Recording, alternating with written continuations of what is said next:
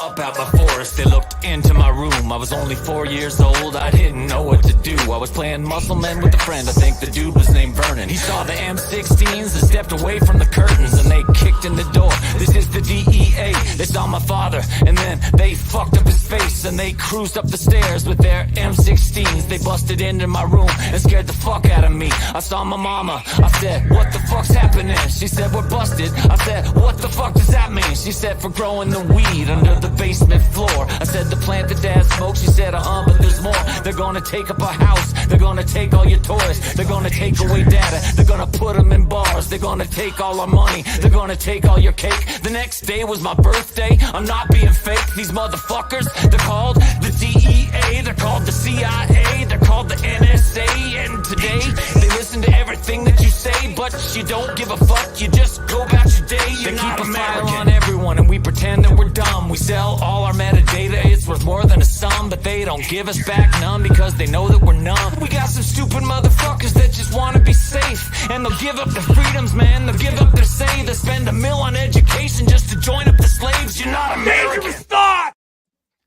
Dangerous thoughts. Oh, we stopped. I'm sorry. Hello. I was still singing. I don't know what happened. I was still singing. That was Click Tight hooking us up with our opening theme.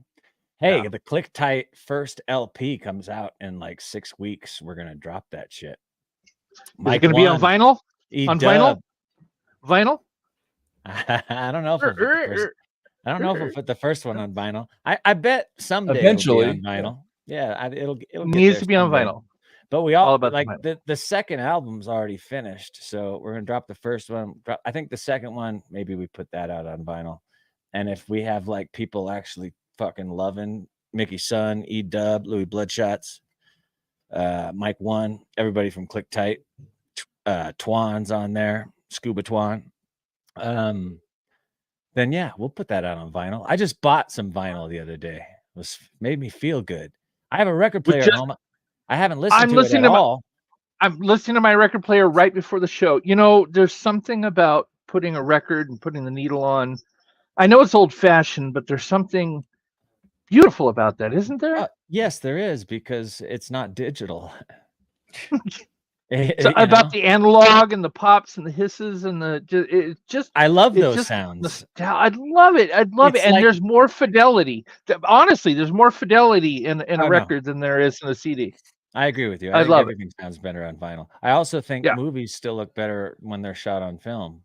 I love to go see a movie and see the little black marks that pop up every now and again, little scratch marks, and the little beep in the corner when the person's supposed to change the reel. When I would get it if I could, but right here in my stack, I've got Star Trek Generations on Laserdisc, still sealed, never opened, Laserdisc.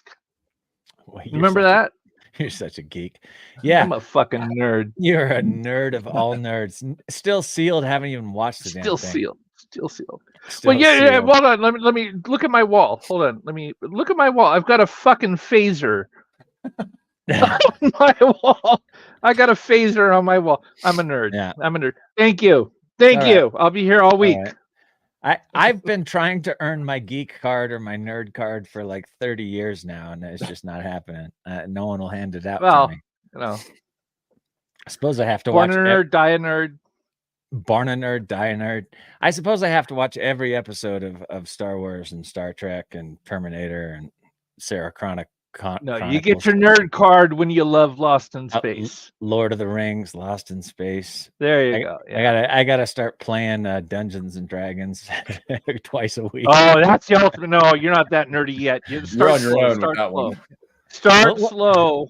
Will they finally? Will they give me my card if I start playing Dungeons and Dragons? Yes. Once you get to D&D, but you can't just step off the deep end. You gotta learn to swim first. Okay, so speaking of learning to swim, there's a couple jackasses like out there swimming around the interweb that have actually bought digital followers for our YouTube show, the one you're listening to right now or watching right now, Dangerous Thoughts. And if you are a listener, you know how you can fight these dickheads back? By the way, we've got their name, we've got their number, we know who they are. And we are asking them not only to come on the show tonight, because we'd love to hear from you, because this is Dangerous Thoughts. We love hearing from MAGA nuts. We love hearing from leftist nuts. We love hearing from everyone in between. We don't kick anyone off the show. In fact, we love perverts. We love. You want to see these nuts? No, I'm joking. I'm joking. We don't love perverts, but we don't see anything wrong with being perverted. But like, if you jump on the show and just, keep talking about, dick and pussy and all that, we're going to probably let you go. But that's just because there's nothing that interesting about genitals. They're pretty ugly, both of them, all of them. So what happened? I know you're not talking to me, but so go ahead. I know you're not talking to me. Yours is beautiful. I've made statues. I've done, I have a whole set. In fact, they get saluted. They do. Okay, so we have Sonja Agora on the show this week, who is an agorist. So I thought it would be nice to start the show with some blue laws. Do you know what blue laws are? Tyson? No, I know what blue balls are. I've never heard of blue laws. Okay. Oh man, my phone is about to die. I'm not. Is that when you can't get your laws off and they turn blue? What are blue laws? Thank you, sir. I'll say so. Blue laws are. I've got all my notes for this show on, so if it dies, the show's done. Okay. Blue laws are laws on the books that have been there for hundreds of years, right? Like stupid frickin' laws. There's basically sodomy and stuff like I get it. In America, there's a law against literally everything. Where they love their slave class in America. They love the 9-to-5 workers, and they love to, you sneezed without a handkerchief in Arkansas, you're going to be arrested for this. Exactly, that's a blue law. You're right. Yeah. My video feed just went out, homie. I don't know why. You know what? I'm cool. I'm good. I can't believe I'm the rural asshole, and you're the one dealing with this shit. My producer's running around scrambling, but my phone now is dead again. Hey, my computer just screwed. I spent the last half hour trying to log in, and it didn't recognize my password. I had to reset the computer, everything. That's why I was scrambling. That was crazy. Yeah. All right. So this is the worst opening we've ever had, but that's okay. 40 shows in, you'd think we'd have this down. All right. So blue laws. I've got the top 12 blue laws on the books that we could find in the last 15 minutes. Oh shit. You can't say "oh shit" in California on Wednesday evenings at 7:00. No. Okay. So top 12 blue laws on the books. Here we go. In Alabama, bear wrestling is illegal. In Alabama. Because, every once in a while you get the urge to go out and find a brown bear and tackle it to the ground. And somewhere in the past, they said, well, that's not a good idea. Maybe you shouldn't do it. But here's what I find funny. I shot a film in Alabama called Hell on the Border. And I have some friends from Alabama, and those are the people that like in any state in the world would be wrestling bears if they could. So that must be why the law. Law number 11: don't give the bear weed. Don't give it weed. Not cocaine. Don't make a movie out of that shit. Number 11: in Arizona, it is illegal to promote the use. It is illegal in Arizona to promote the use of or own more than 6 dildos. Not 7. Only 6. And do not promote the use of them at all. Butt plugs are fine. Dildos, there's a limit. I can agree with that. I get that. You can have a butt plug for every day of the week, but a dildo, that's special. You know what? We could take that to the Supreme Court, because dildos might be considered. Hey, Satan! Yeah, but sorry, that was a South Park line. Sorry. But plugs might be considered dildos. Someone might have been arrested in Arizona for having a butt plug, and they said that's a dildo. It only works in one hole. This is a butt plug, and they're like, no, it's a dildo. Hole. It's also a dildo because it could be used as one. Anyway, that's Arizona. Number 10. In Florida, it is illegal to have sexual relations with a porcupine. It makes you wonder about all the other animals in the animal kingdom. They had to make a law to say, please don't fuck the needle badger. Yeah. Really? Hey, man, it's Florida. You can fuck anything you want except a porcupine. How would you eat? My God. Yeah. Number 9. I don't know what we're on. Let's say 9. In Georgia, no one may carry an ice cream cone in their back pocket if it is Sunday. Any other time, ice cream cones in your back pocket, totally fine. Squish that butt on that ice cream. But if it's Jesus Day, no ice cream cones in your back pocket. I want to see the cop that rolls up on you on a Sunday. Is that an ice cream cone? And says, no, not even an ice cream, but you have a Sunday on a Sunday in your brown day. I mean, what is going on? Okay, move on. Yeah, next law. In Kentucky, excuse me. It is illegal to offer a duckling for sale it is illegal to paint a duckling blue or offer it for sale unless you have 6 or more for sale at once. That is partisan bullshit, because you can paint a duckling red as much as put, you want. MAGA all over the fucking duck, but as soon as you paint it blue and say Joe Biden, you're going to jail. Unless you have 6 or more. Unless you have 6 or more. Yeah. Then Democratic ducklings are absolutely allowed. They come in 6-packs. I mean, that's the way it works. That is messed up, dude. Yeah. In number 7 or 6 or whatever we're on. In Maine, advertisements may not be placed in cemeteries.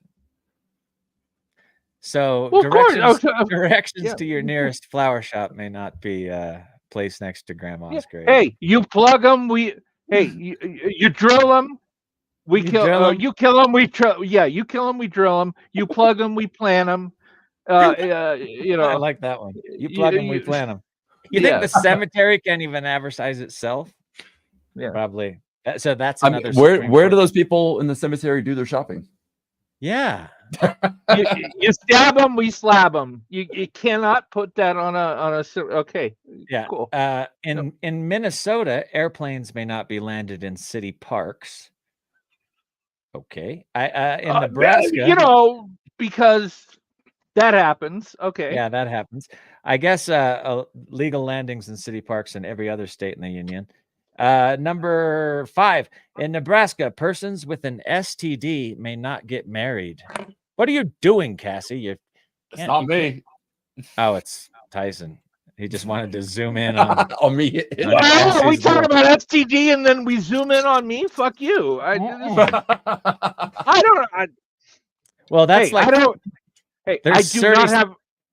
do not have crotch crickets. I want to be clear about that. Okay. I want to in 37 states, that's what happened this week or maybe last week.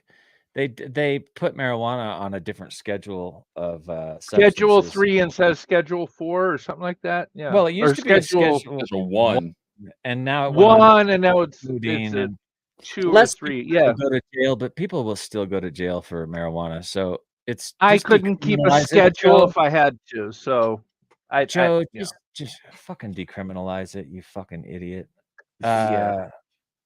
Look, I like his smile, but he's an elitist corporate twat like them all. In Nebraska, in North Dakota, number 4. Sorry, we're getting down this list. In North Dakota, one may be jailed for wearing a hat while dancing, or even for wearing a hat to a function where dancing is taking place. So no shaking them booties without taking your hat off, North Dakota. That is discrimination against the bald. But go ahead. And part of my dancing is about like moving my hat. Like that's like one of my moves. So I couldn't. I wouldn't advertise. I would not advertise that. That is. I'm sorry. Number 3, in Oklahoma, it is absolutely illegal for the owner of a bar to allow anyone inside to pretend to have sex with an animal, even a stuffed one. Here, kitty, kitty, kitty, kitty, kitty. Here, kitty, kitty, kitty. Here, kitty, kitty. In Oklahoma, that is technically illegal, what you just did. All right. In Rhode Island, it is illegal to bite off each other's limbs. No zombies allowed in Rhode Island. But In you can South bite Car- your own, right? You can bite your own. Oh, you can chew your own arm off if you want. Yeah, that's no Hey, problem. if I could eat myself, I would have never got married. And the number one stupid Lula on the list in South Carolina, you must be at least 18 years of age. Wait for it. To play pinball. You can fuck at 14, but if you want to play pinball, you must wait until you're 18. All right, that's the top 12 blue lives. Because that on the book. is I'm not even gonna I'm too wasted to even. Yeah. No. Yeah, we've noticed already, right in the opening. Good God, Tyson, would you sober up a little bit before the show? All right, hold on. All right, so we've got Sonja Agora on this week. I'm going to tell you a little bit about her. She must be so sad that she's joined our show because we've been so awful so far, but that's all right. Oh, hey, yeah, if you the dickheads that have bought the bots for us, please come on, talk to us this week, because if you don't talk to us this week or apologize and go on YouTube and write them and say that you did this, I don't want to fight. I just want my show back. Like, so if I know you're too chicken shit to come on, but if you do come on this week, just tell me why you think I'm such a bitch, or tell me why you're such a bitch. One or the other. We can have a conversation about it. I don't want an argument. I don't want to fight. Honestly, I'd love you to come on the show. It'd be a lot of fun, but I'd prefer you just ended this stupid thing that you did and write YouTube and tell them you did it so that we can not be shadow banned on YouTube anymore. So anyway, Sonja Agora, who's been kind enough to join us this week, is a force to be reckoned with. She blends activism and regenerative farming and the chaos of parenting 3 kids at the same time. She does it in the name of liberty in Oregon. I love Oregon. The last rainbow gathering I went to was in Oregon. Oh, I love Oregons. Oregon, I mean, sorry. I can't believe our co-host is just wasted this week. Hold on, let me copy Manu. Here, get the glasses on. Hello. There you go. You look, yeah. Now you're sober. She's all about shaking up the status quo, and I love that. She's dead set on breaking down central government power. She waves the flag of agorist values. You'll find Sonja everywhere. She's online on platforms and in-person workshops. She rallies her community to embrace food independence. That's really cool. She does this through hands-on learning and knowledge sharing. She's all about building a better world. In it, we're not just living for today. Future generations should thrive with life, liberty, and happiness. The things that our forefathers actually cared about, like, right. No religion and government. Give me a break. Okay, She's not elbow deep when she's not elbow deep in butchering on her family's farm. She's the secretary for the Libertarian Party of Oregon. She serves on its public policy council. It's her chance to shout her vision for the free society from the rooftops. And she also gives a big high five to the important work of the Libertarian Party in Oregon. Sonja's all heart, grit, and determination, a true powerhouse for liberty and action. We love people like this, and we are so excited to have her on the show. Let's welcome Sonja Agora. How are you, Sonja? Thanks for coming on. Hey, can you hear me? Yeah, I can hear you well. Thanks for having me on here, guys. This is hey, you know what? I texted you a few days ago, and I have to say, Sonja, I looked at your feed, I looked at everything. You are amazing. You really are amazing. Yeah, no doubt.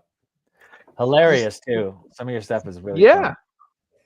That's really sweet. It's funny. I feel like I've been punished by Twitter a little bit because I try and tell people that I'm not a content creator. I just happen to put things on there sometimes, but I'm really busy with real life and farming and life and like literal life and death.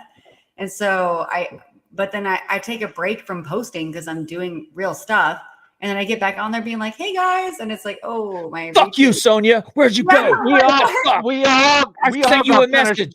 I sent you a message. Why haven't you got back to me? What the fuck? Yeah. You just lost a We all got punished by Twitter when Elon Musk bought it. Yeah. It's just like that. So I appreciate that. Yeah. And I feel like I let people down because I'm not able to like post all the time. But yeah. the truth about it, we were just talking about this out front, me and Cassie, my producer. People just love to hate, it's the internet, Yeah. and people just love to hate. There was a person actually this week that told me I, of all people, was an elitist. Like, I'm a poor hippie kid that got raised at rainbow gatherings, and like my dad went to jail for pot all the time. Like, I'm an elitist. And they told me I was an elitist because I accidentally had my Twitter settings on verified followers only can comment. But Twitter did that to me. I didn't do that. Like, once Musk bought it, he reset my settings. And so I just had to, say thanks for thanks for letting me know that. Of course, everyone can comment. Hold on a second. I am a verified Twitter follower, so I didn't notice. You elitist. But no. The thing is that Manu and I share a lot of completely different backstories, but some of the commonalities are we were born poor, and we were raised. Manu went on to do great things, in front of a camera. I did things in front of a camera that are not going to be shared. You just made me snort, man. different. Yeah. And they didn't pay me well for that either. I mean, they paid me all right. They didn't pay me either. Years ago. They used to pay actors 25 years ago. All right. I still have cream for what I got. Oh my God. Okay, Sonia, you're an agorist. I've been quite interested in this, and my producer is an agorist as well. And I want to talk a little bit about agorism for people that don't know what it is. When did agorism become a thing, an ideology, and what does it really mean exactly? And what's the difference between that and anarchism? That's the other. Yeah. That was a later question. Don't double question her. Don't double question her. No. Okay. To your original question, so the term agorism comes from the term agora, which is a Greek term for the marketplace or the meeting place, like where everyone gathered to trade and conduct commerce, just the marketplace. And the term agorism or agorism, whatever people want to say, was originally coined by Samuel Edward Konkin III, who is, he's passed now, but he was a big libertarian thought guy. He wrote a bunch of books. One of my favorites is the New Libertarian Manifesto. And it's pretty fascinating when you get into it and his kind of conceptualization of the world and how the free market could actually operate. So that's Samuel Edward Konkin III created the term agorism, as far as I know. And agorism is basically counter economics, and it can be used as a vehicle for nonviolent revolution. So for me, I came to it because I had done everything that you're supposed to do in opposition to the government. I woke up, I realized what was going on. I went and I did the protests. I did the political action committees. I did all of I did a bunch of activism, starting with COVID. What is the A3? What? Oh, that's an agorism flag of some kind. Yeah, what? I've never seen that actually. So this is funny because so anyways, I did all that stuff, and then I was very disenchanted with the system, and I was like, I hate this. I hate that everyone's like going and screaming in the streets and then patting themselves on the back, being like, we fought for liberty. And literally, I felt like that's exactly what the government wanted. And I called my friend one day, who's currently, high up in our state Libertarian Party. And I was like, I have this idea about putting together this thing. And there's this ideology that I came up with. And he's like, that's agorism. That's already a thing. And I was really excited. I was like, oh, someone's already done the work. That's awesome. Like, okay. So then I looked into agorism. That's why I don't even know what the flag looks like. That's an okay flag. That's cool. But anyways, I realized that I don't want to go fight people. I don't want to go fight the hospitals to give us care that we actually need. I don't want to go fight the schools. All the school board meetings I attended that were when they were doing the lockdowns and mandates. That's my background, is medical freedom. Why on earth would we send our kids to those schools in the first place? Why on earth would we want to use the medical system in the first place? Why on earth would we want to go buy this USDA certified meat that's bathed in ammonia and mostly shipped out to China and then back? Why are we begging them to use their system in the first place? Why don't we just disempower them by just breaking out of it in the first place, create our own parallel economy, sustain ourselves, have a good network, and just say bye, like starve the state to death. Why don't we do that instead? And that's kind of what launched me into agorism. So our agorism is a bit of starve the state and starve the federal government, like starve any form of overarching power. No? Yeah, anything that's not voluntary. So it's a very voluntary free market ideology, meaning that anyone can come to the table with what they have to offer, and it's up to you as a person whether or not you want that service or not. There's no meaning in an agorist society, you could take some carrots that you grew, you could go down to your corner, and you could just sell those carrots without a permit. Well, let's have, and they might be really terrible carrots. But it would be up to people. Hey, these are either good carrots or bad carrots. So there's still sort of like a free market economy ideology in agorism. Oh no, it's 100% free market economy. Okay. The only difference between that and anarcho-capitalism is that it doesn't entertain the idea of voting. Like there's no voting for some overarching authority. So with regard to technology, take technology out of it. How is that different from the Amish? Because the Amish, do share, they commune, everything is, but they're, they lack the technology. But what if you married Amish with technology, but their philosophy? It's not much different. They are celebrating the Agora already.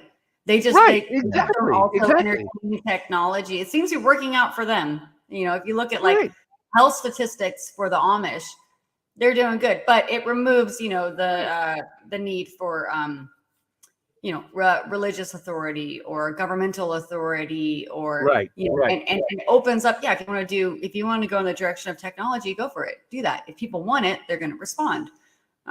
So but the Amish have that sense of community, that sense of everybody pitches in, the sense of, there's no other word to describe the commune, right? Between people, neighbor. There's no difference between a friend or a family member, right? We're all connected.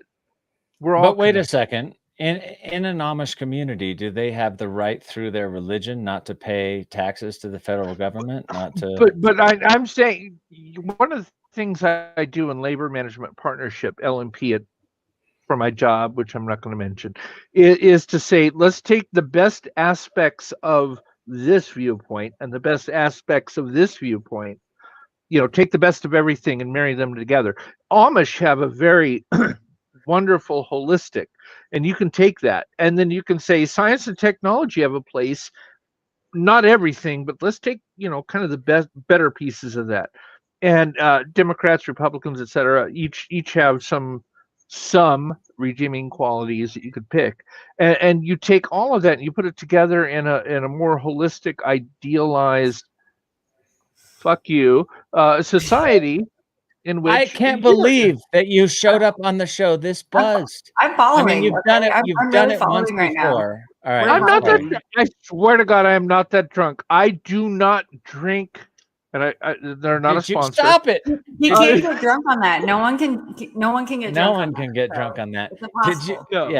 Did you take a Xan bar before the show? Like, I know you're prescribed. No. Okay, calm down with the Viking, and I had 3. Okay, but still, you're in pain. If you're in pain, you can be a moron for the rest of the show. It's all right. Okay, I'm playing.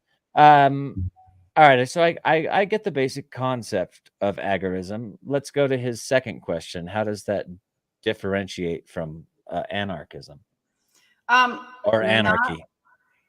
Not a lot. I feel like anarchy, I'm very open to. Anarchy gets a bad name because a bunch of idiots running around trying to like do things like you talk about Antifa or whatever, and they're like, they're anarchists. And it's like, they're not actually anarchists, they're statists, they're communists. They literally were fighting me for leading a protest in front of a state government building, or Oregon Health Authority, and they were defending the government against us. And I was like, you guys realize what you're doing? You're not anarchists.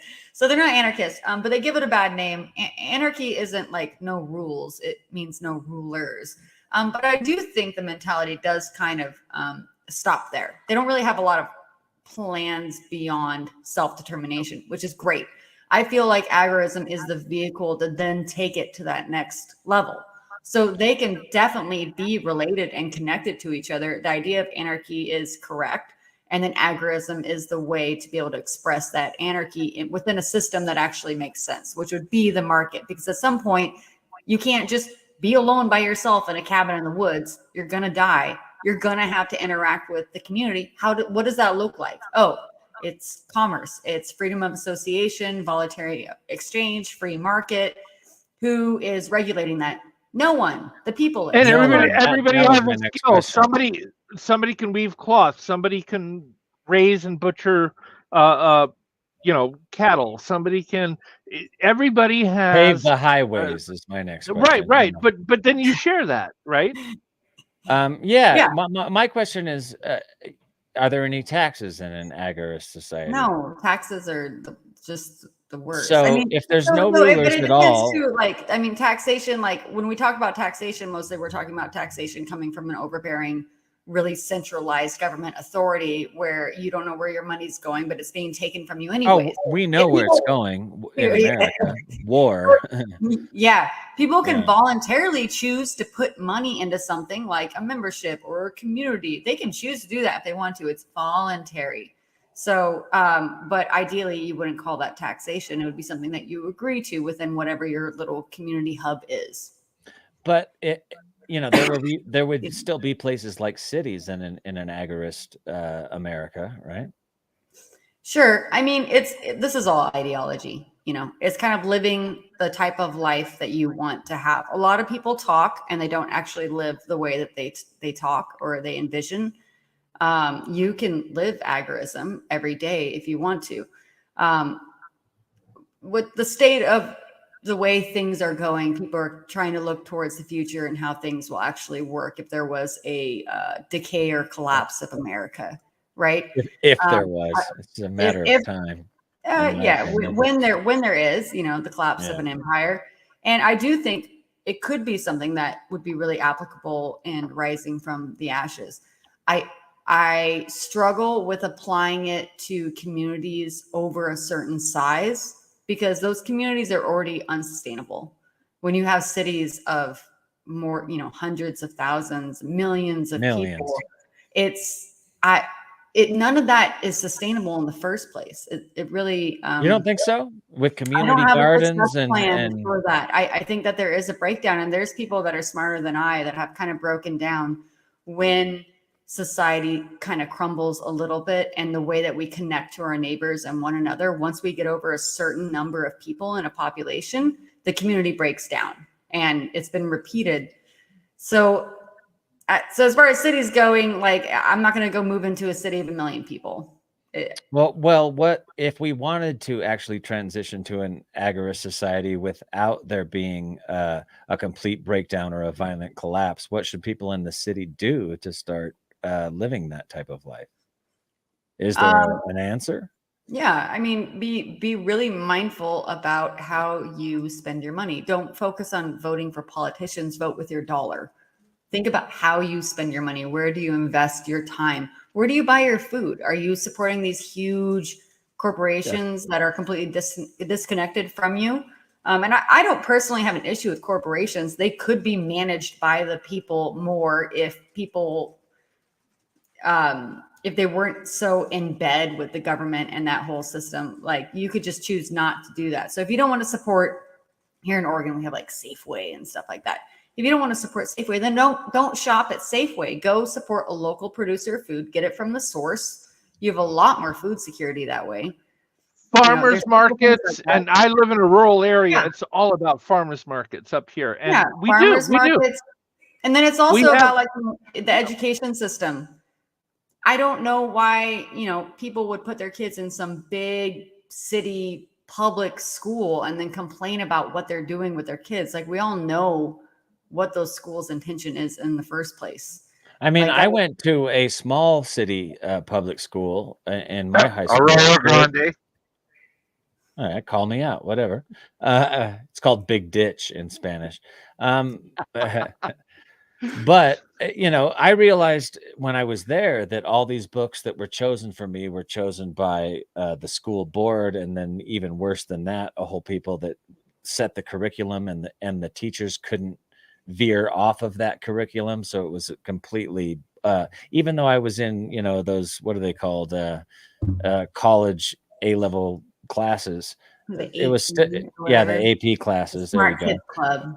It was still all bullshit. They were just teaching me curriculum chose by the state that was false for the most part. And do you know where the term school came from? No, I don't. Tell us. I'm gonna do it badly. Whatever came before Germany, was it Prussian, Bavarian? Prussia, Bavaria, yeah, sure. One of those. Austria. All right. They had a terrible military.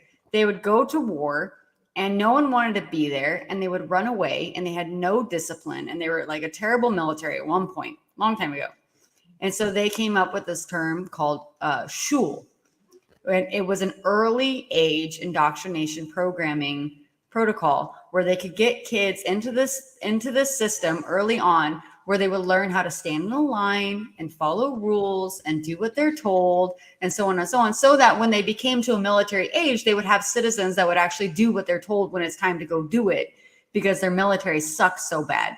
And I read that in a book, and I'm pretty sure it's accurate, but people can call me out if it's not. No, that's good. I was about to call you out because I was like, is that disinformation, or is that something? No, I think it really is. I think it was written in the deliberate dumbing down of America, which is absolutely happened. We can talk about that. I have to say that embedded in school, while there is arithmetic, English, geology, geometry, etc., and interwoven all of that is propaganda.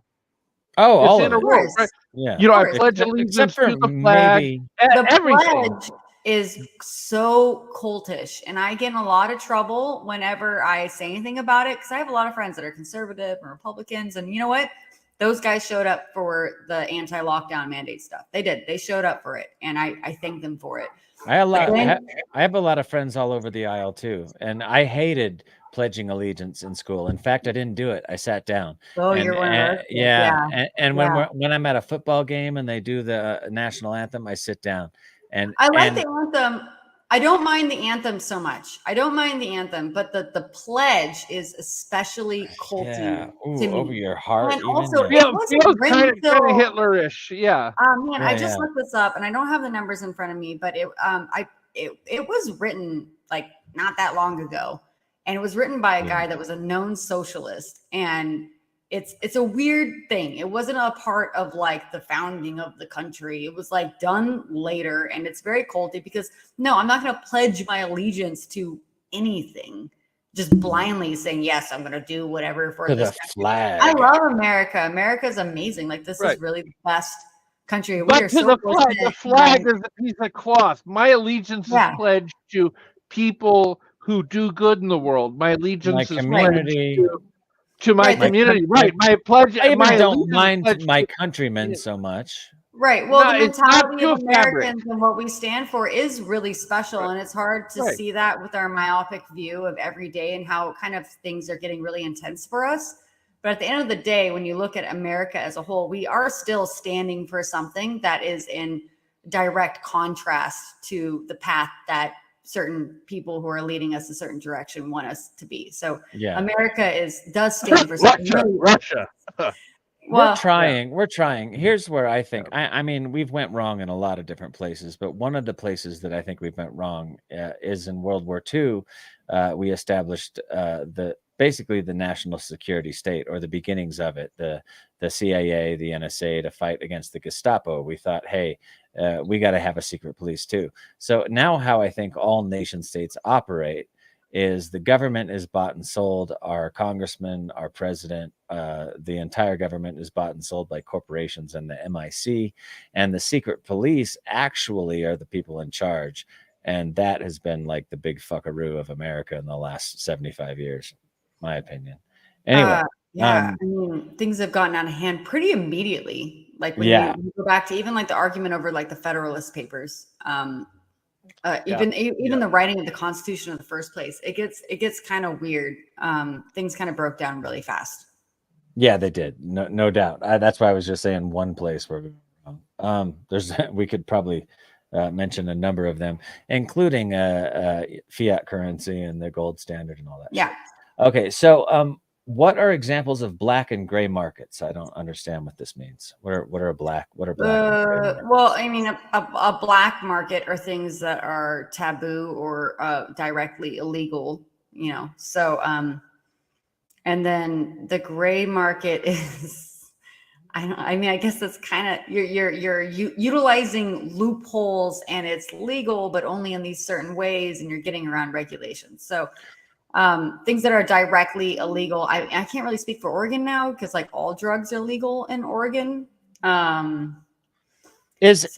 me, you live in Oregon with all drugs, literally all drugs, like heroin, crack. Yeah, you can well, they just changed something because it got so bad. I haven't been following it because I really don't care anymore. But it was misdemeanor fines for the possession of really anything. I think if you're a big distributor, they could still go after you. But yeah, if you were caught with fentanyl or meth or cocaine or crack or whatever, and not like a warehouse of it, but just a little bit of it. Yeah, you weren't, you weren't prosecuted. You weren't put in prison, which I think is great. People don't need to be feeding the prison industrial complex. But it with the legalization of that in Oregon, you were supposed to have a whole bunch of funding released for mental health and therapy and rehab. That was my next question. Yeah, that money never got released. No, it never got released. They never made any plans. They didn't do any work towards it at all. So now you have issues with places like Portland, which has always been a weird, funky town. I love Portland. Yeah, Portland's great. You should visit again. It's not. I will. I'll see what it's like now. Sonja, you said something, and I know Manu wants to talk about this. My ears perked up. You said the prison industrial complex. I know we've heard about military industrial, but you are exactly right. Nobody else in the world locks up more of their people than the United States does, and most of them are really is. And and drug addicts. You know, this is a mental, physical non-violent drug addicts. Right. Talk to me about that. I love that. Talk to us about that. I don't think they're of any threat to the public for making a mistake or having a drug addiction. But at the same time, because of this mismanagement, because of the way that it's been set up, I don't know all the reasons, and I'm not an authority on this or whatever, but there is open air drug use all over Portland. There's videos of people who have followed school kids getting off of their school buses or whatever, dropped off at the bus stop in downtown Portland, having to walk by people using drugs. Want to hit this fentanyl right next to them. Yeah, it's like fentanyl is a big issue, and no one's addressing the fentanyl issue. But at the same time, it's like if you want to use drugs and you want to take your life with drugs, like that sucks. Like, I'm really sorry for you. But at the same time, the state didn't open up any avenue for recovery or treatment or help. They're just like, yeah, go have it, without addressing like the fundamental issues with the state. So that's backfiring. Which is and what happens with that is people still get addicted to these horrible drugs, and then they do something violent to get themselves in the prison system. Exactly. And it's either we're going to lock you up for using drugs, or the alternative is use drugs and we don't care. Where's the middle ground of For me, it's use drugs and we don't care. And I've said this on the show a number of times. It's use drugs and we don't care. But if you do something violent, you are sent to mandatory rehab, and not like prison, but rehab, like actual rehabilitation. Okay, but what if you want to stop using the drugs you're addicted to? Is there help out there besides prison? There's some treatment centers, but they're not getting funded like people voted for in the first place. It's like, we talk about tax dollars. People voted to put their tax dollars into this, and then the state's like, we're not doing that. We're not setting that up.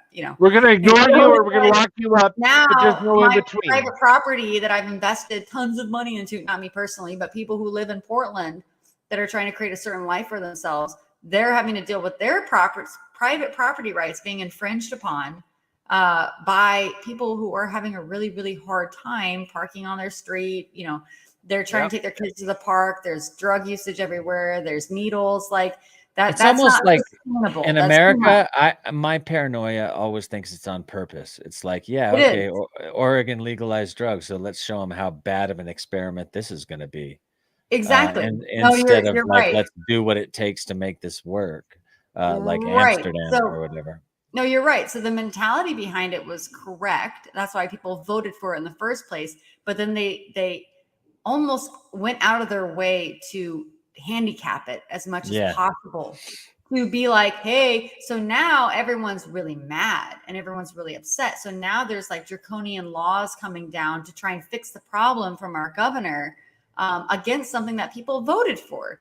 And so it's definitely like Hegelian dialectic. It's very like problem, reaction, solution. We should take away more rights and cramp down more on personal. So Yeah. in agorism, how would that turn out different? Why would that turn out different?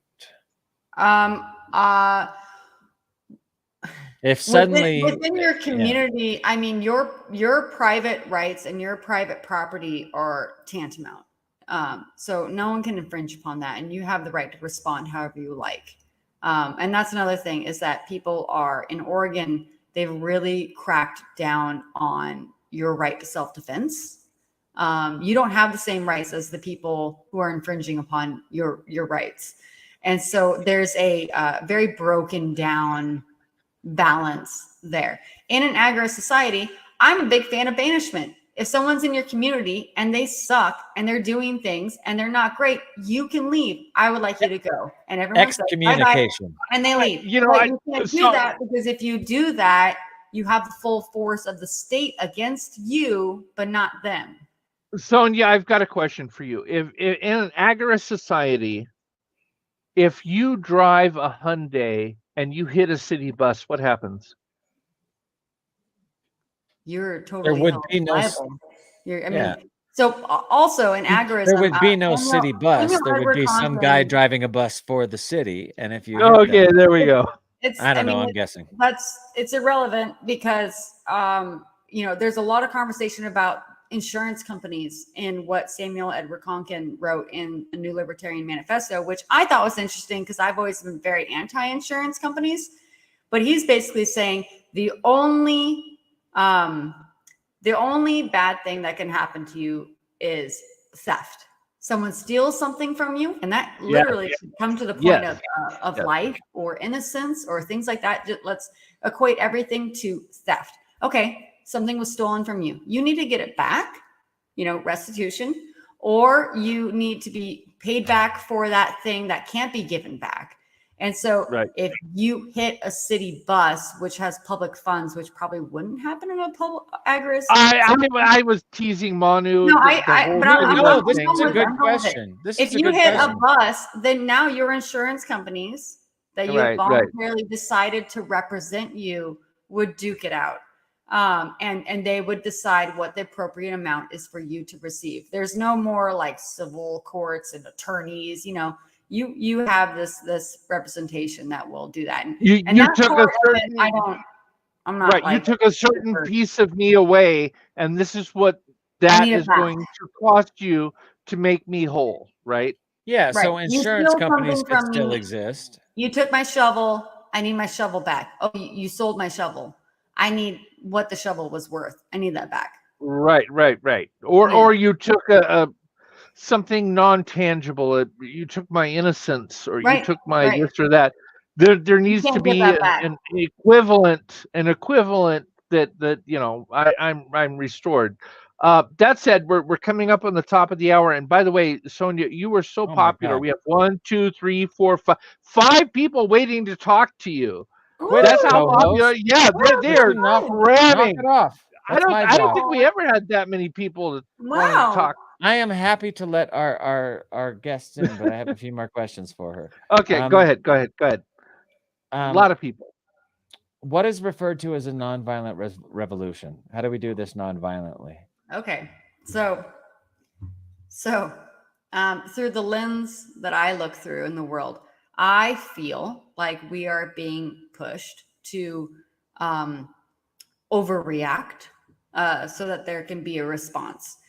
And protesting in the streets, screaming until you can't scream anymore, and you have the cathartic release is exactly what the government wants, because it keeps everyone pretty impotent, or it plays into their own designs and plans.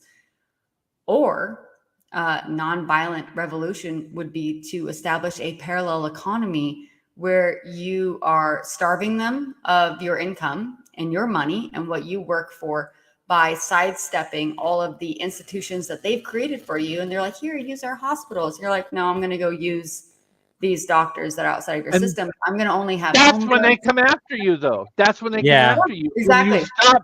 When you stop participating in the system, they come after you. That's when they send the army. They hate it. It's the most singular, terrifying thing to the system is to stop using it. And it's nonviolent. Yeah. I'm not doing anything against them. I'm not doing what they want. I'm not taking up arms. I'm not, all of the fantastic. But I just stopped participating, and that's enough, right? It's not. But imagine if everyone in America, if we could have some brilliant leader like back in the day, we all just Martin Luther King or Gandhi, yes. If all of us at once decided, you know what, the IRS, fuck you. Well, all of us at once. Right? Like, we all know that it's bad, but no one's doing it, because if you do it, if you stop paying taxes, they're going to ruin your life. Because you're an individual. But if we all did it at once, we all did it, right? How do you talk people into it? Because I never know who said this quote, but the hard times create hard times create hard men create good times create soft men then create hard times. I have found that hard men create good times. That's they do. And we are in the good times. We are in the good times. That's why it's not worth it to just stop paying taxes, because we're in the good times. Everything is still, nothing's ever really bad enough. We have to wait. Things are going to get harder, and that's we have hot pockets. But can we look to other countries? Can we look to other countries that have gone through those hard times, that don't have what we have, that have resorted to agorism, that we can look to and say, hey, look, their government fell. There was no leadership. People came together and they had this communal relation, this agorism relationship, and it worked well. And you know what? That's a thing. Is there anything out there that we can look to and say that worked? The closest thing, I don't know about what Sonya's going to say, but to me, the closest thing that I can think of is Holland. So it's where most things are legal. Yeah. And things are working pretty damn well.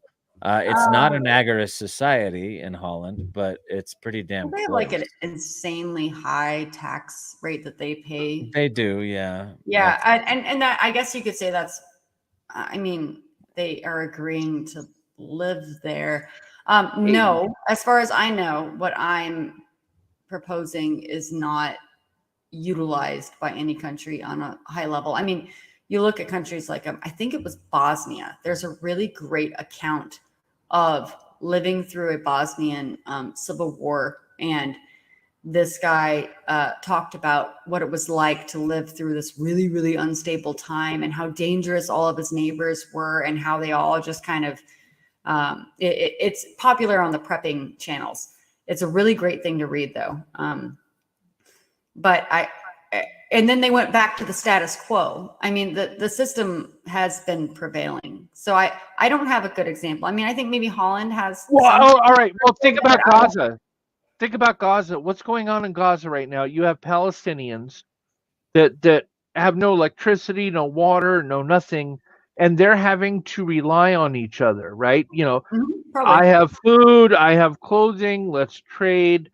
They're kind of a pseudo. Meanwhile, they're genocide is happening to them, so that's a hard. Yeah, that might be just survival. The Agora does start to kind of flourish and poke its head out naturally when there's right. happening and a lot of pressure. And I'm sure that the Gaza citizens because of. Well, what's I'm going certainly on not with saying this is an Palestine. idyllic situation. I'm not saying that. I'm just saying that uh, uh, that it kind of forces that ideology on them, and it begins to work, right? We'd hope That so. agorism begins to work in Sure. that kind of a But situation. Sure, you that'd be know, great if they pushed out all of the authorities that let all of this happen and all of the players that allowed these things to happen in the first place, and created their own thing and separated from everything. But I think right now what we're dealing with is a global authority that is pushing for a certain direction. They're not going to let any Right. country do that. Right. yeah. All right. So, how do we dispel misinformation about anarchy, and how do we personally go about educating people on agorism? I mean, yeah, anarchy is a trigger word for a lot of people. And I like to say it, you know. I used to wear it on my shirt, all the time till I was like 30. I was a punk rocker, and I was like full on anarchist. Yeah. And I still Well, then, kind of am. I hate the well- federal government. I hate the state government. I hate You're all the laws actually against punk being rock. rich. You're Yeah, actually one of the punk rock kids. All my punk yeah. rock friends from back in the day, they're Yeah. all statists and establishment shills. And I'm like, isn't that what we were? What are you guys Isn't that doing? what we were fighting against? I didn't Yeah, what realize is I it? was the punk rock one. What are you doing? I think But people get honestly, old. this is where we're between the rock and the hard place, right? I hate police. I don't want police. They're Yeah, fuck but the then as soon police. as my car gets stolen, I want to call the police, right? So, No. You want to love call hate. your local community Why? members that Why you've would you want to actually call the known. police? I'd If call my my car neighbor. gets stolen, Why would you I would call call the my police? buddies. that is the question. That's the question. That's what I'm The asking. police have never helped me. All right, No. I'm a white guy in America. I'm a poor white guy in America.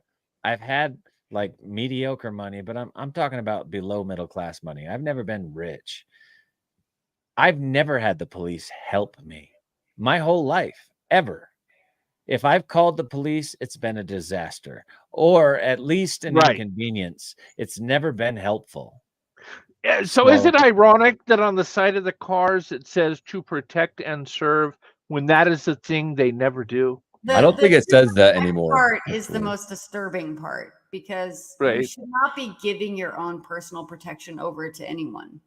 That Right, should right. be something that we And feel. serve. I've never seen them serve, but go ahead, please. I did. Yeah. I have had my tire changed one time on the side of the highway by a stater, but I've also had a stater when my car was blowing oil out of the back of it, just laugh and tell me it might blow up and tell me to get off the road. So the police question is really interesting because that's what people always go to, kind of like, Yeah, how do police work in an They're like, well, agorism who are you society? going to call? You know, Who enforces the Ghostbusters? rules, right? and Who enforces the rules? That's the question. Who enforces the main rules? issue with the police that we have currently is that they're completely disconnected from their own communities because everything is too big. It always goes back to the conversation around everything being too big. It's too spread out. I don't know him and he doesn't know me, and we don't have a personal relationship. He's not a member of my community, but he's here to enforce the law that doesn't actually serve me in the first place. He doesn't know my story. He doesn't care. He's here to enforce the state Right. bureaucracy and the You state live in a laws. neighborhood of like 200 people, and people He for or the most she. part know each other. You know, your kids go do sports together, you play at the park, you know, boop-a-doo. And then you have a guy down the road that, you know, you guys have all agreed on being like, hey, like you're going to run security for us. And we have a security team. You know them. They know you. The main issue that I feel like people don't talk about enough is that things are just too big. I think that there is some sort of community breakdown that could happen to tighten things up, that you have like central communities all over the place. And that's where your local government happens. And it doesn't get over a certain size. Because when it gets too big, it gets too disconnected and no one cares. And what stops, Right. If we start living in that way and we don't have major cities, etc., what stops us from just resorting to tribalism and small warfare and, you know? I mean, I don't know. I think Yeah. that might be a part of human nature. Yeah, it might be. Little war is Like, better than a lot of war. I don't have right? an answer for like human psychology, but so far I don't have any evidence that we don't do that. Yeah, You know, it's it'd be nice for us actually all not to, a like, bad. coexist, but we don't so far. But Yeah, if we could get it's there, not a that'd be bad cool. answer. A little war is better than a lot of war. I don't know. Um, But okay, I so can't say like this system's going to make sure that never happens. No, it's happened so far. I can't say it won't happen again. okay, so this is the last question from me. I hear your family has a farm and you raise your own meat, etc. What is regenerative farming? And if we're going to start to become self-sufficient as a society today, where do we begin? Where do we begin with what you're doing and how you're living your life?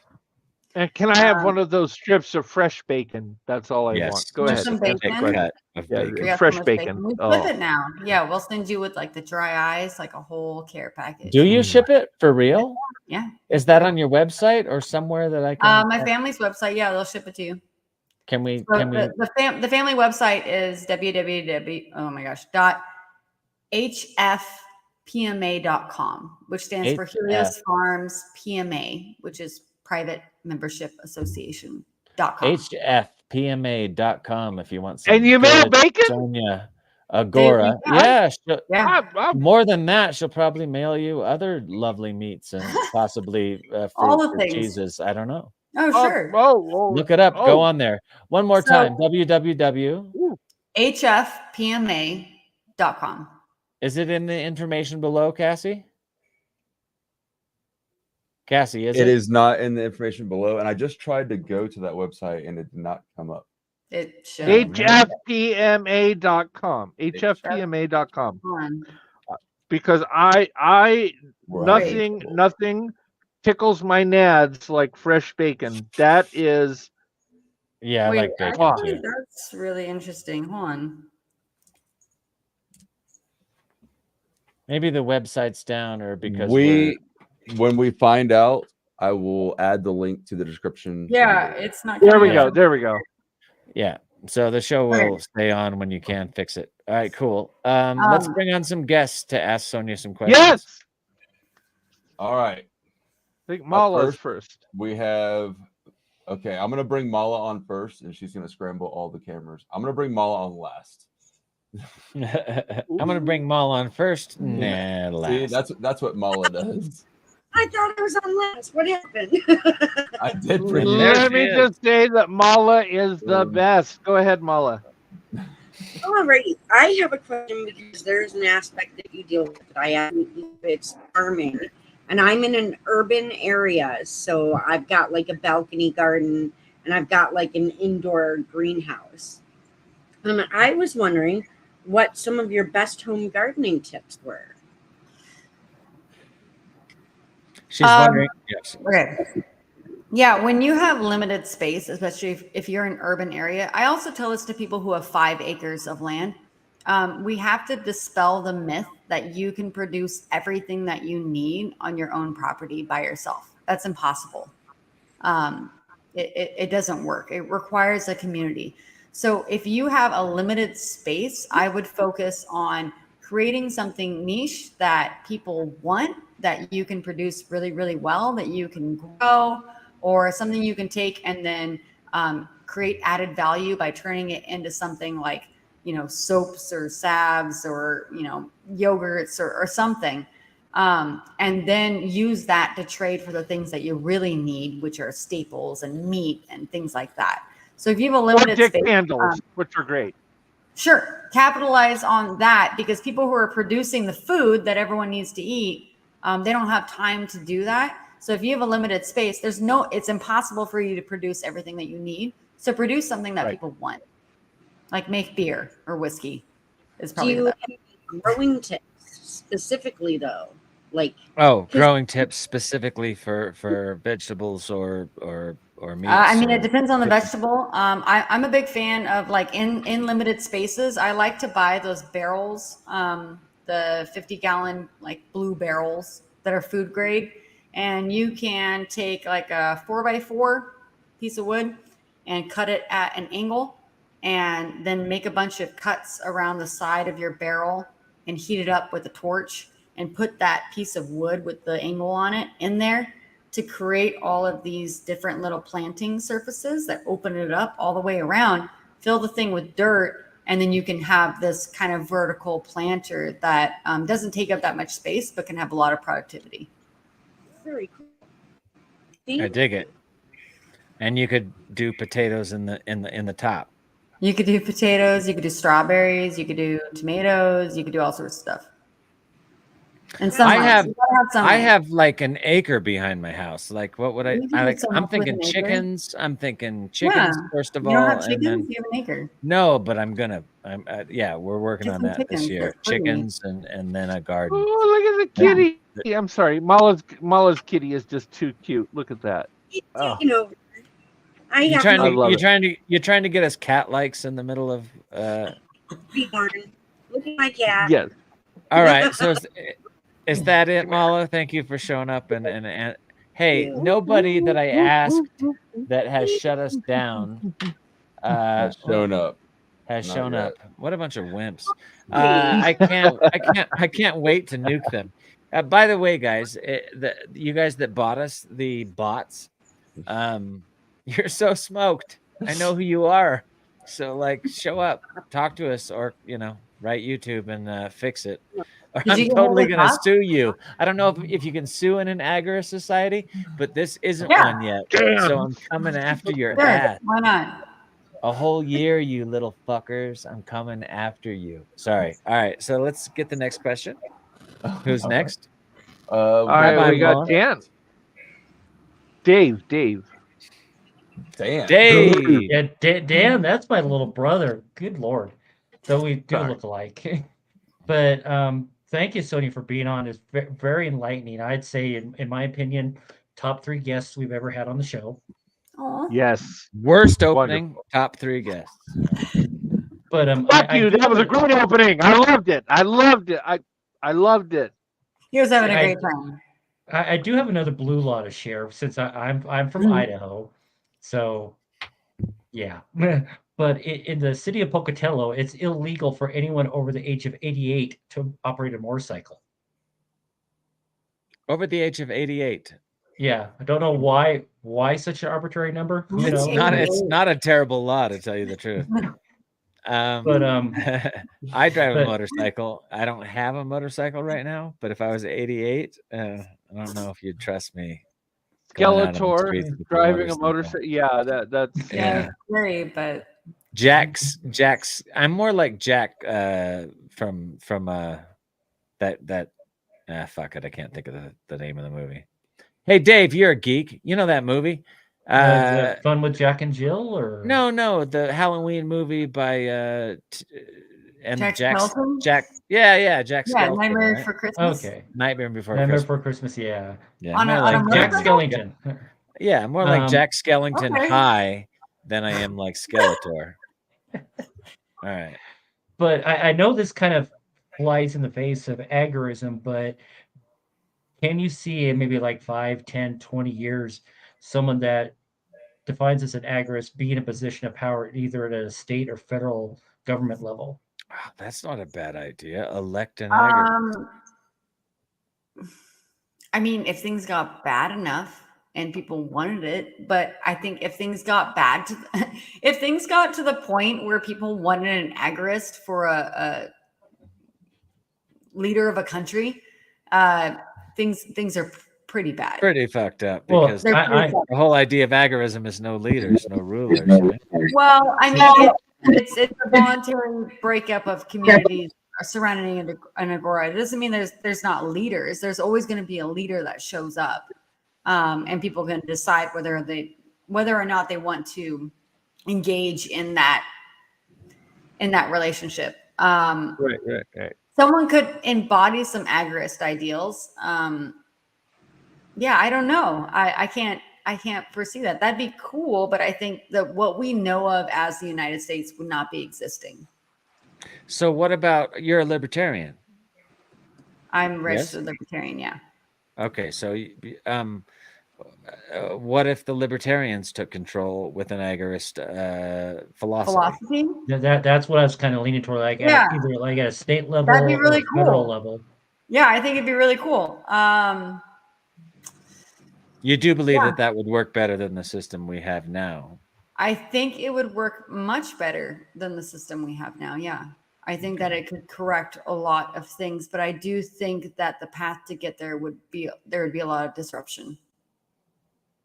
That's the The tough better. part. Look, Yeah. hey, I'm all for violent revolution. I mean, really, not really.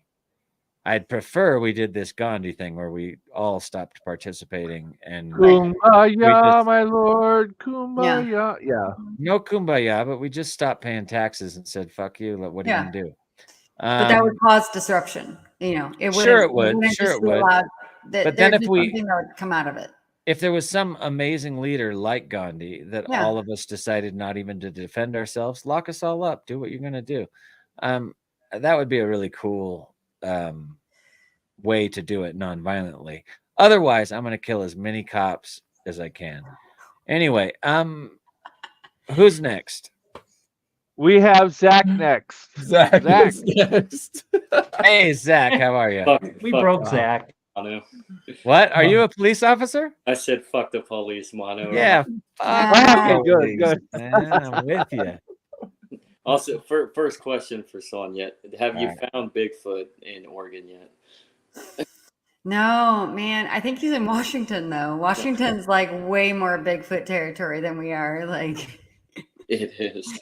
Right up the mountain. Exactly. yeah. There's too many people here. Washington's better. Zach, Bigfoot is an interdimensional creature that It might actually be. just flies around in UFOs, and so he can show up, or she can show up, or they can show up. Fuck this country. Wherever they want. No. That's why there's But they hang around, multiple stories of them, multiple creatures, different names. Yeah. Everest, Everest. I fully believe that Bigfoot's real. I've done a bunch of, I go out and do some pretty long distance hiking and haven't seen Bigfoot yet. Mm-hmm. I've had some weird shit happen to me in Yosemite. I believe it.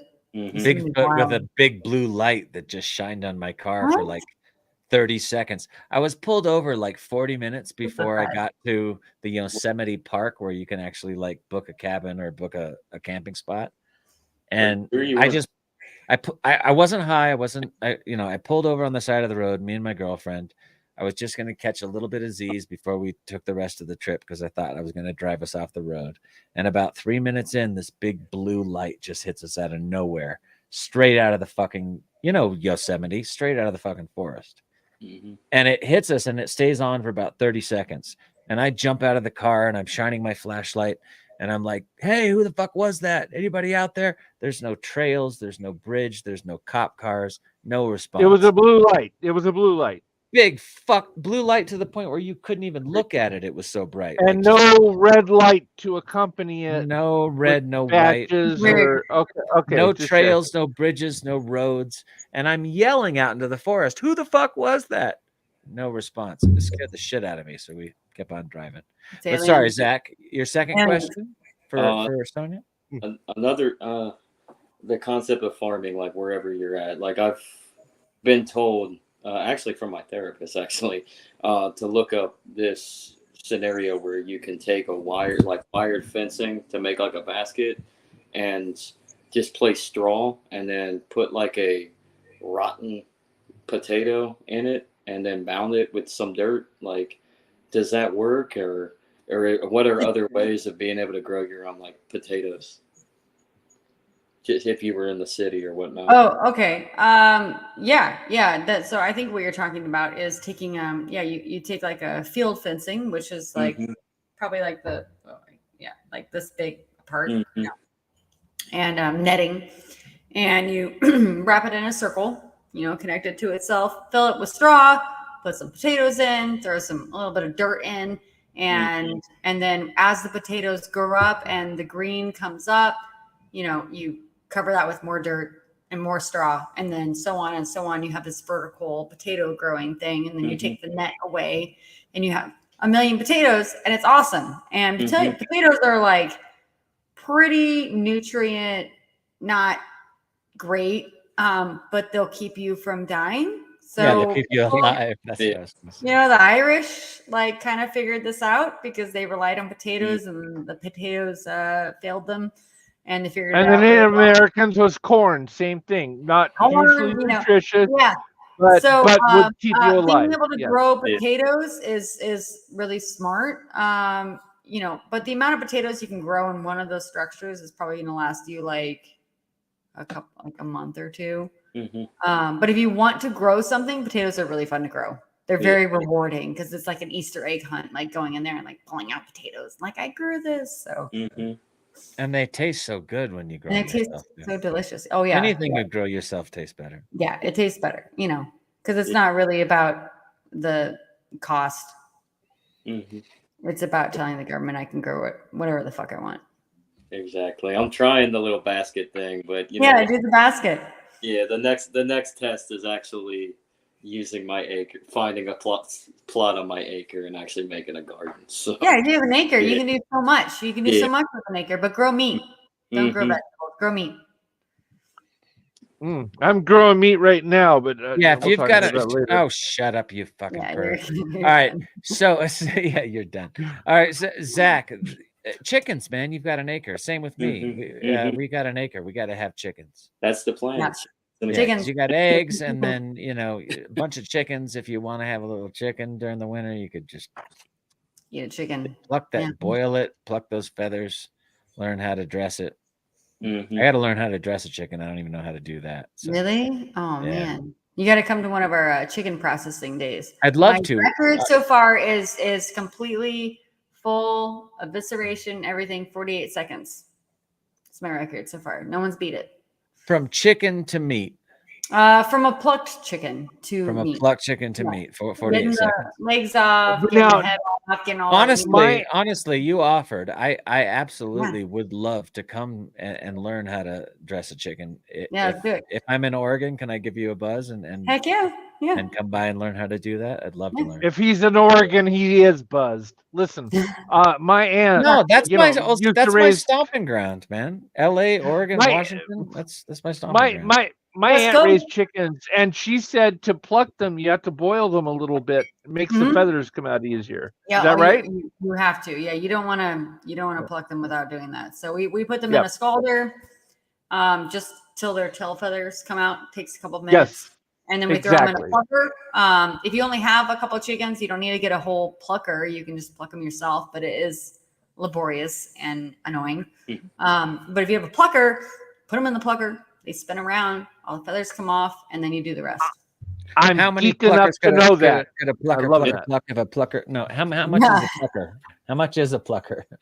I don't know. Plucker, will you let her answer? Under $500. I don't know nowadays. We bought ours like forever ago. But you put like three to four chickens in them at a time, and they just spin around and they get plucked. Oh, that's awesome. Yeah. If it's only $500, I'm getting me a plucker, motherfucker. It's somewhere under that, I think. $300. Ooh. Hey. You just found a $300 plucker. Even better. All right, cool. Zach, you got any more for our guest? Nothing for me right now. Zach, man, good to see you, dude. Thanks for stopping by. You know, if you can take the hair off the show.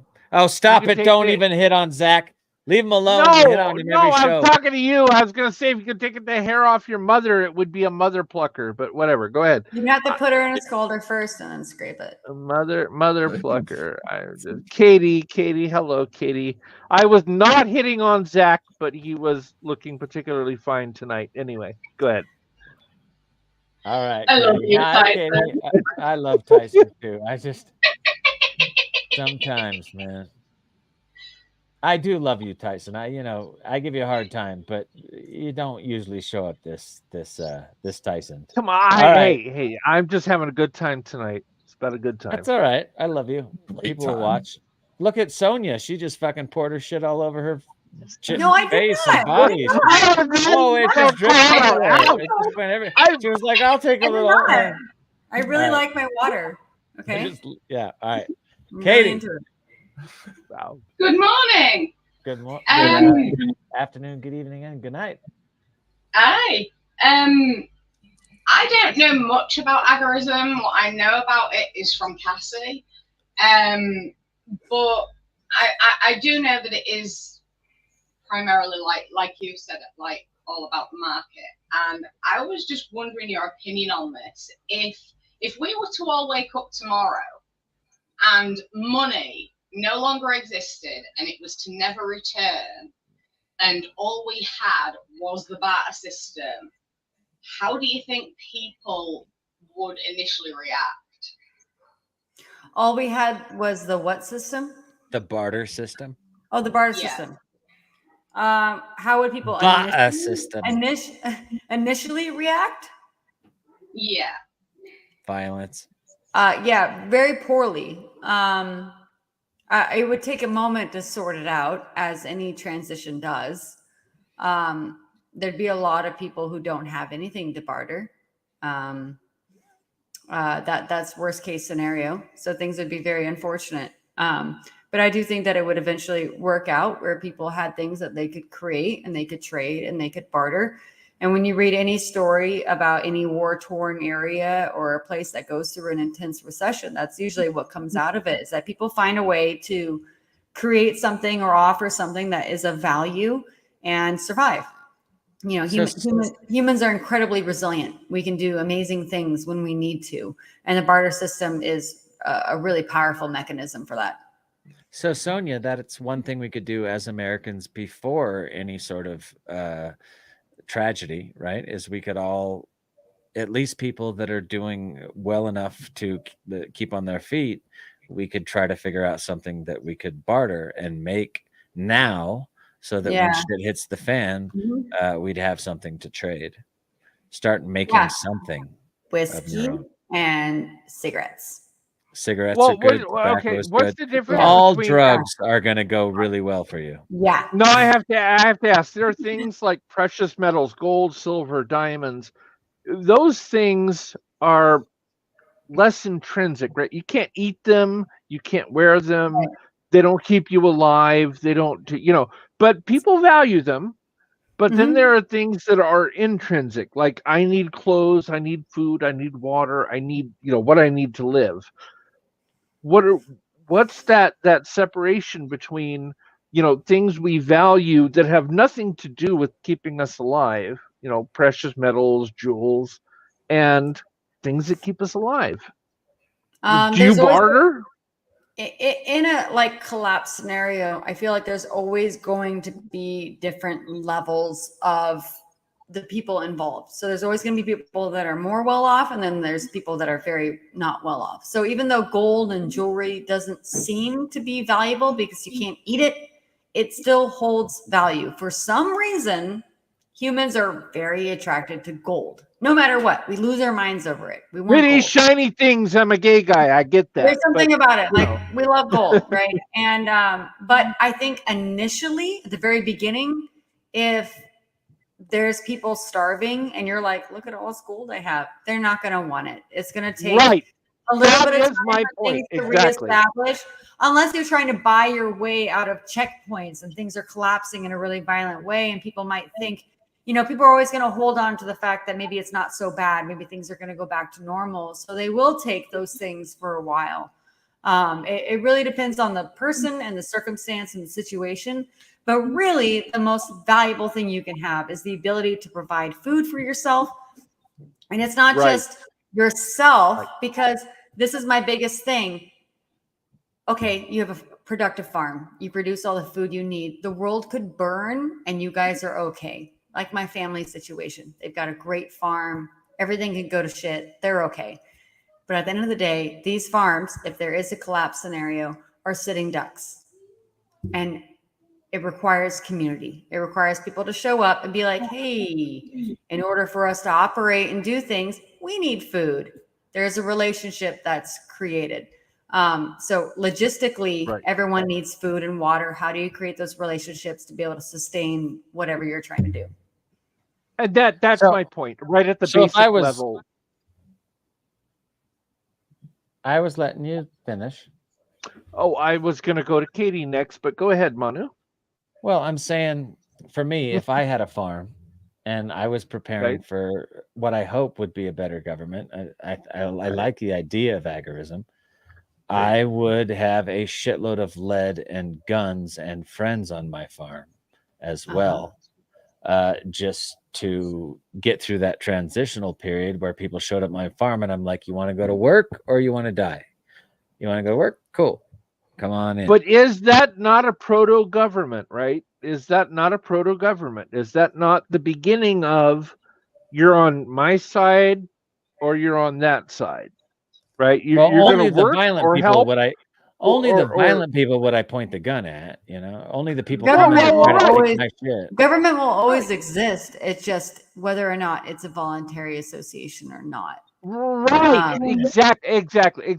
So yeah, within your private domain, the world of a farm, right, in a collapse scenario, and there's people there that have guns and ammos, and they want to be able to defend the property. They also want food. They also want water. The farm wants to be protected. Right. There's a relationship created.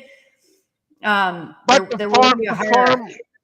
Farm workers also need clothes to wear. They need things which could be bartered for food, and that is agorism, right? I mean, that's the whole point is trade. You know, I'll give you food, you give me clothes, or I'll give you this, you give me that. It's the whole barter and most trade, right? Farms have extra food. Okay, sorry, Katie, we didn't mean to cut you off. Go ahead if you have. Sorry, Katie, I am so sorry.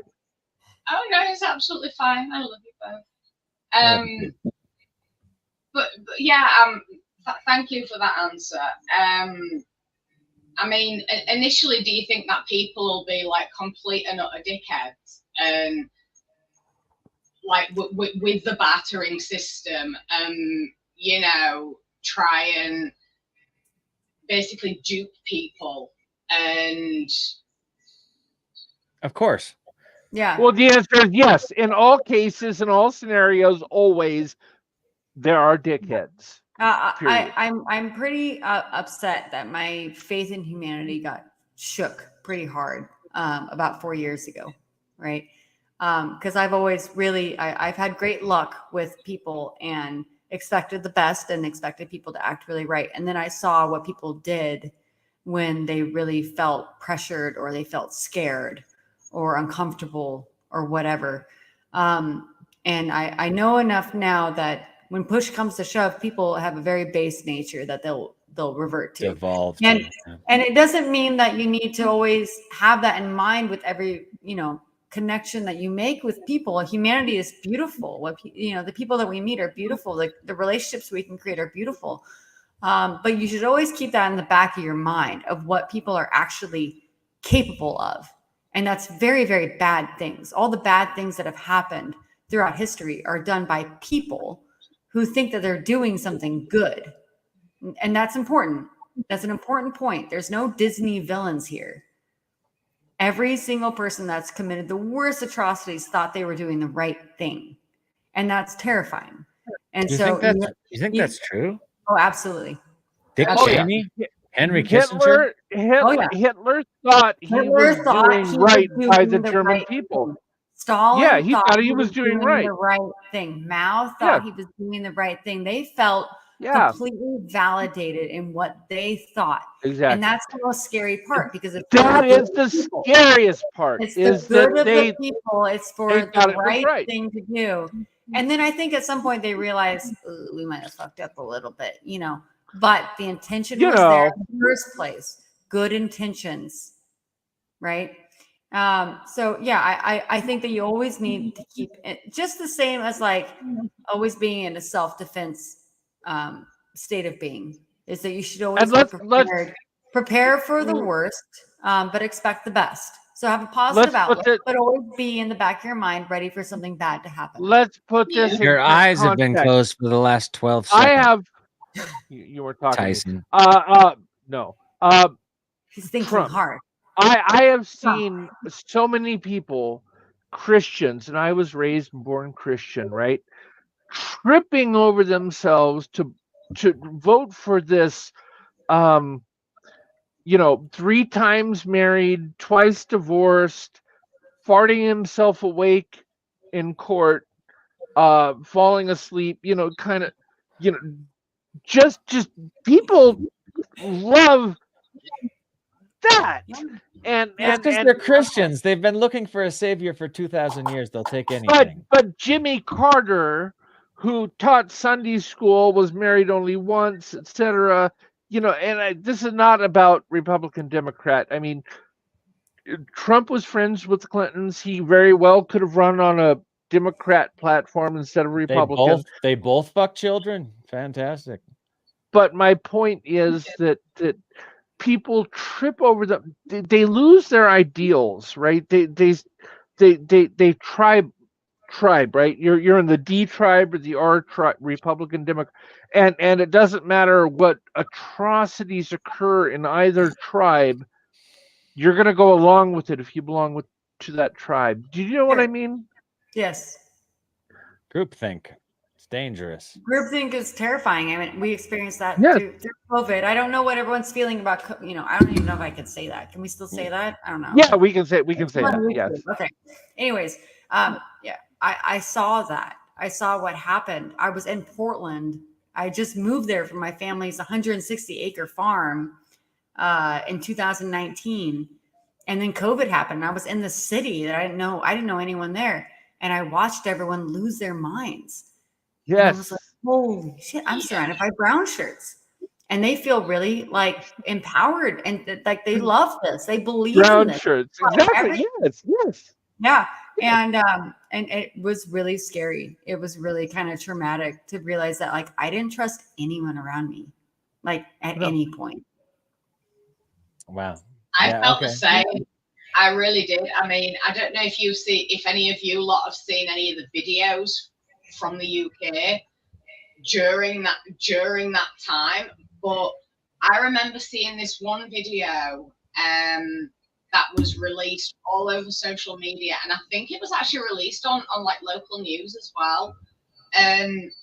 Somebody had come out of a shop with some toilet paper and some milk, and someone just ran up to them and started beating the shit out of them to steal from them. Yeah. And like, hold on a minute, everybody's panic buying. And this is what blew my mind. All right, fair enough, there was a pandemic, we went into lockdown. However, people started panic buying, and it is those people that caused the problems. If people just went to the store and got the groceries and toiletries as normal, as they always did, things would have been okay. But the group mentality just got worse and worse, and rumors spread like wildfire. And I mean, even like hand sanitizer and soap. I'm sorry, but if you wasn't buying those things anyway, then there's something wrong. Yeah, I know. I had no problems. I didn't go panic buy toilet paper or soap, and I survived. And that was just toilet paper. That wasn't food, Yeah, and I didn't. True. And I didn't get COVID until I got the shot. All right, so let's go to the next. We've got one person left. All right, let's tell them. What's up? Chris, Manu, before we continue, I want you to see this. It's put right here across the screen. Hello, sorry for bothering you. I want to offer promotion of your channel, viewers, followers, chatbots. The price is lower than competitor, quality guaranteed, flexible, convenient management. These the kind of people that are ruining the channel? Let's go there. Let's buy it. Listen. This is one of the three people that I know that are trying to fuck us, putting a little ad up in front of us. They're fucking you. And by the way, plenty of people are watching Dangerous Thoughts right now all over the internet. It's just YouTube that they're trying to fuck us. Yeah. We really don't have a problem with them. But yeah, they're just putting up a little ad. They'll take their channel. They just made that for this show. They'll take it down and they'll run away again. But I already know who they are, so it doesn't matter. All right, okay. Chris Leftwich, what's up, man? What's up, Manu Internet? What's up? What's up? Hey, Tyson, what's up, man? Hey, everybody, how you doing? Sonja, you're cool. I like you. I love your personality. You're really cool. You're a chick I could hang out with. And Don't give that's him your number. A woman. Don't give him your number. Chick. Go ahead. Chick. don't worry. I'm not going to Girl, put a my woman. just yet. But oh, what were we talking about? Agorism. Oh yeah, agorism and growing your own food and shit like that. You probably know this trick, Mala, because you grow your own food in like urban situations. If you take a seed and you put it in a plain ice cream cone and then put it in the ground, and when you water it, the ice cream cone dissolves. That way you don't have to. I don't know. I've never tried it. It seems logical to me. Yeah, you mean the sugars break down or something? Why? Well, there's no sugar in a plain cone. It's all a plain cone. Gotcha. No, you're not gonna put it in a sugar cone. What the fuck? You can do the same thing with people do it with like egg cartons, because they're made out of that paper. Okay. So you can put seeds in it and you put it in the ground. And they have planters that are made out of like coconut or whatever, and you can just plant in that, put it in the ground, and then it dissolves and then you can grow. Which is nice when you don't want to transplant. So you can grow in all like those plastic planters where you start all of the seeds and then you have to take them out, put them in another one, grow them, take them out, put them in another one. But these are nice because you don't have to do that. You can just take the plant, grow it to a certain size, put it straight in the ground, you're done. Awesome. Yeah. And that was another thing I was going to bring into. When I was growing up, from birth until I was 14 years old, I grew up in a teeny tiny little farm town in the middle of Illinois called Potomac. And it was 30 miles away from anything. It was nothing but corn and soybeans. It was a population of 600 people. And to this day, it's a population of 600 people. Dang. Everybody knows everybody. They have one police officer. That's it. Okay. One cop, and you call his cell phone if you need him. He might be at home. He might be down at the precinct where he's the only one there. And I think they have like maybe 2 jail cells, which have never been used. But 8-year-olds. It's like Mayberry. It's like Mayberry. Exactly. Yeah, 600 people. Everybody knows everybody. 8-year-olds can ride their bikes and walk down the street and all that. Well, anyway, that's where I grew up. And I grew up one of the rich kids. There were 3 mansions on the end of town. And I grew up in one of them. These were built in the 1890s. And it was a huge ass house. I mean, we're talking 8-foot doors, 10-foot ceilings, the walls. You could actually slide the walls and open up the entire thing. It was 2 stories, 4 bedrooms on top. It had been remodeled. It originally had a staircase in the back that went up. It had a laundry chute that we still used all the time. It was but that had been converted into a bathroom. Anyway, I'm getting way off on a tangent. We had 2 acres of land, and we had a giant ass cherry tree. I mean, a big ass cherry tree. We got about 4 bushels a year off of that thing. And all of our, neighbors and anybody in town could come over, because we would just pick, like a little basket, and throw it in the fridge and keep it for ourselves. And jams, jellies. Anything you want to make, and the seeds in it. So you can grow your own if you want. And people would come over, and we get about 4 bushels off of that thing. We also had 2 apple trees in the front yard that grew. Now, I've got apple trees in my front yard, but they only grow to about that big, and the deer eat them all. But, these were, green apples. And anybody could just come pick one. I'd go out there and pick one, occasionally. I'm like, 8 years old. Whatever, but anybody could just come pick one. It didn't matter. We're all friends. We had one bank. We had a tiny little store that was owned by one dude. I think it was him and his daughter that worked there. So you just mentioned banks. You know what irritates me the most about modern American society is that so many people are programmed to believe to put their money in the bank. I hate it. My problem and everybody's is like, my bank, Manu, why do you money. have this much blah blah blah, and why wouldn't you just put it in a bank. Look, you're not going to come to my house and rob me and get it from me. Don't even fucking try it. But Right. I hate this idea that everybody has that the bank is going to keep you safe. They're not. Right. They're not going to protect your money. Same thing. And See this right people here? need to be more. People need to get more used to bartering, and they need to get more used to carrying around cash in pocket. These What do credit you card have to companies are offer? destroying the Have world. something to offer. What do you have to offer? Offer something. I've got a whole Right. I've got a whole lot of guns and tens of thousands of bullets. Fantastic. That's great Great. bartering. Yep. Unless you're a loot drop. I got 10 acres of land and a cave. That's Boom. great. A Dow. Yeah. And video games and video game systems, right? I mean, you can Oh barter yeah, all dude. that. That's we just remnant were- from my store. We were talking yeah, about food, and a lot. he's got like 8 inches of meat, right? That's All right, Yeah, I got you 8 inches. You want to see it? Tyson, control yourself. Dang. Take it God. to it. I play. We are yeah, okay, so this is what happens on Dangerous Thoughts, Sonia, for some reason. And even when Tyson isn't this hammered, and for some drunk. reason it always I'm playing. devolves into you know, Penis dick candles. jokes and fart Giggity. jokes and perverted anyway, we're there, so let's end the show. Thank you, Sonja Agora, so much for coming on and educating us about agorism. I wish some more people with different opinions and such would have came on and fought with us, because that's always fun. Yeah, where's the fighting? Yeah. I don't know. Where's it? But it educated me a little bit, because I you know, my producer Cassie is an agorist too, but I learned a lot this show.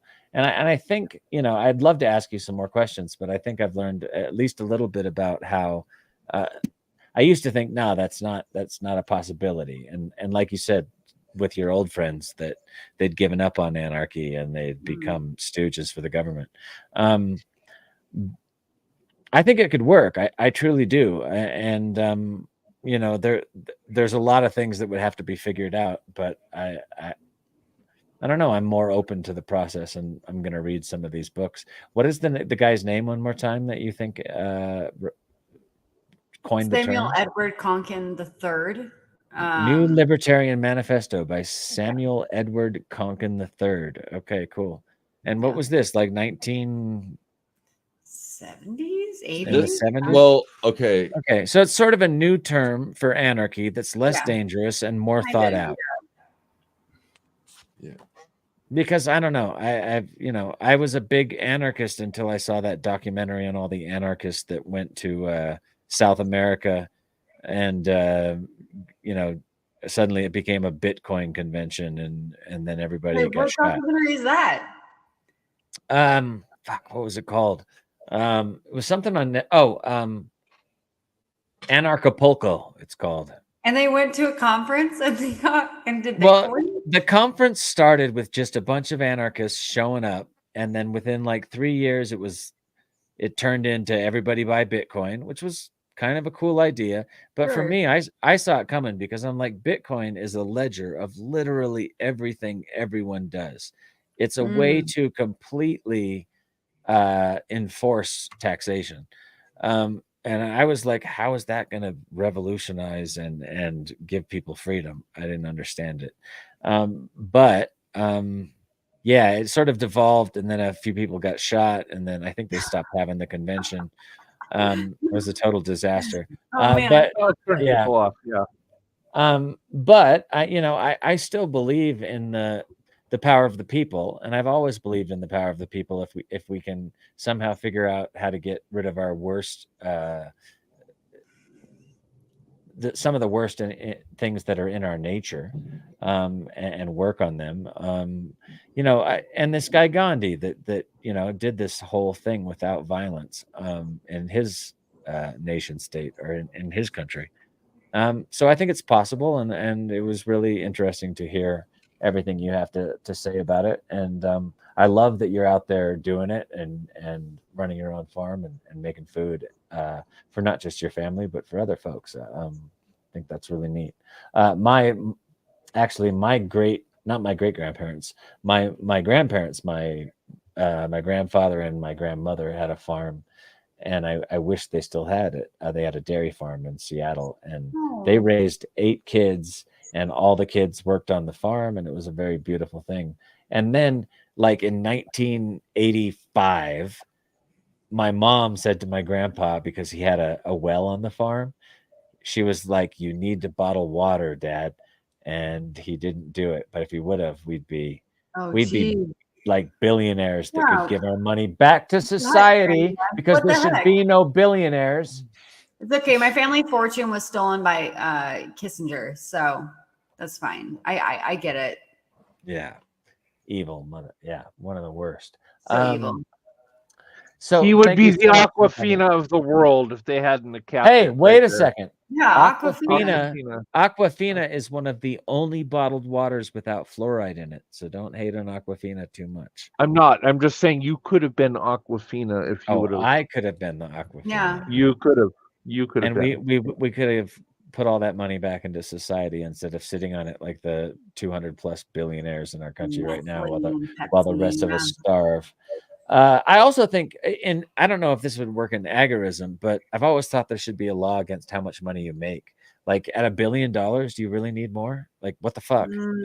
Everything should go back to the society at that point. That's 190 billion.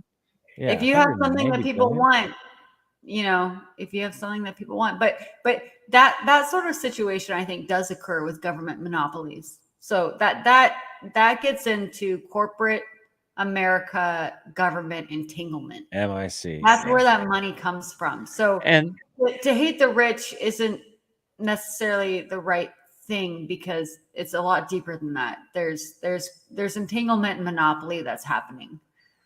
Yeah, for sure. I don't just hate them. I want to eat them. No, let's eat the rich. What is that like? Who had that song? Eat the rich. I don't know. Ace of Spades. Oh, I saw the sign. No, man. Oh, my Ace of Spades. He says I saw the sign. No, that's Ace of Base. That's Ace of Base. Sorry. No, she's talking about the rich song. I love them. I love that band too. Actually, one of my best friends. Why am I? Yeah, that's gonna suck that we can't come up with that. I can't think of it right now. I feel bad. I'm not going to end the show until we get that band's name out. Okay, Ace of Spades, and the lead singer just died. Lenny. Yeah. His name was Lenny. Yeah, hold on. Ace of Spades. I said Ace of Base. Sorry. The Ace of Spades? The Ace of Spades? That was programmed on my radio when I woke up for high school every morning. I woke up to Ace of Spades playing. Because I was so cool. Motorhead. Thank you so much. And they had a song about Eat the Rich. Anyways. Yeah. And Lenny passed away not too long ago. Yeah, Motorhead's fucking fantastic. And yeah, we should eat the rich. Like, I'm all for cutting off all the elites' heads and spilling them in the street like France. But we would have to have a bunch of really intelligent agorists ready to take over, or we'd just devolve to capitalism again. So I mean, kind of like the French Revolution, the motivation to cut off the heads in the first place didn't really come from the people. It was motivated by other political purposes. Oh, really? Really? Yeah. I didn't know it's that. Like I don't know much about it. It's like a coup. Like you get everyone whipped into a frenzy for what they want. People get their heads cut off. Everyone's like, yay. And then something nasty gets replaced. Yeah. A few other powerful, smart people take over and think. Yeah. It's hard not to be like a bummer about this stuff. Yeah. All right. Well, actually, we did a good job. I think we had some fun. So join us. Thank you, Sonja. Thank you, everybody, for all our guests for coming on and asking Sonja questions. Fun to do a show about agorism. Tune into Dangerous Thoughts next week when we think we're going to have a good friend of mine who's a stand-up comedian on the show. And we're booked with great guests all the way through October, thanks to LITM Media and Michelle Freed. Did I say it right, Cassie? She'll kill me if I didn't. All right, cool. Yeah. And keep tuning in to Dangerous Thoughts Sunday nights at 6. Bye-bye, guys. Take it to them. Ruining motivation to survive. Privatize like a jungle holding rest of a nation. You couldn't hold me like a tongue, your knee collapsing away. Hey, gorilla hearted, I be in my chest to stay alive. Take it to them. Ruining motivation to survive. Robber's side is like a jungle, hold the rest of an age. You couldn't hold me like a tongue, your knees collapse in the way. Gorilla hearted, I'm beating my chest to stay alive. Hey.